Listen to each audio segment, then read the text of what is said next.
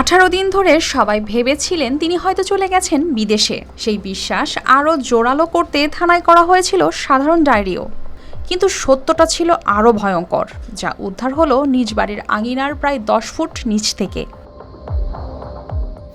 মৌলভীবাজারের রাজনগর উপজেলার করিমপুর চা-বাগান এলাকা থেকে নিখোঁজের 18 দিন পর নিজ বাড়ির আঙিনা থেকে জায়েদা বেগমের মরদেহ উদ্ধার করেছে পুলিশ।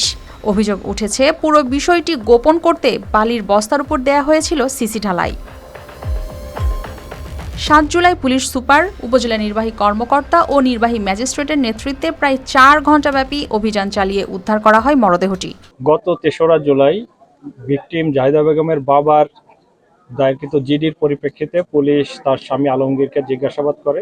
প্রথমে সে বলে যে তার ওয়াইফ বিদেশে চলে গেছে, কিন্তু পুলিশের সন্দেহ হলে তাকে ব্যাপক জিজ্ঞাসাবাদ করা হয় এবং পরবর্তীতে সে স্বীকার করে যে তার ওয়াইফকে মেরে ফেলেছে এবং সে কোথায় লাশ তার বাড়ির উঠানেই লাশ দাফন করেছে। দাফন বলতে পুঁতে রেখেছে। পরবর্তীতে আমরা এক্সিকিউটিভ ম্যাজিস্ট্রেটের সাথে নিয়ে তাকে তার দেখানো মতেই তার জায়গা যেখানে দেখিয়ে দিচ্ছে সেখানে আমরা মাটি খুঁড়ে লাশটা উদ্ধার করেছি। এই খুনের পিছনে আসলে মোটিভ কি ছিল, কেন এই হত্যা করা হয়েছে, এখন পর্যন্ত আমরা জানতে পারিনি। তবে আমরা ধারণা করছি যে এটা দাম্পত্য কলহ থেকেই এই হত্যাকাণ্ড হতে পারে। যারা ডোম আছে তাদের সাহায্যে লাশটা উত্তোলন করা হয়। কবর করার পর সবাই দেখেছেন। উত্তোলন করার পর এখন সুরতাল রিপোর্ট করতেছে। এটা রিপোর্ট দেওয়া হবে। রিপোর্ট করার পরে আবার এখান থেকে কবর উত্তোলন লাশ আছে, সেটা রিপোর্ট আমি জেলা ম্যাজিস্ট্রেট স্যারের কাছে পাঠাবো। স্ত্রী নিখোঁজের গল্প শেষ পর্যন্ত পরিণত হলো হত্যাকাণ্ডের স্বীকারোক্তিতে।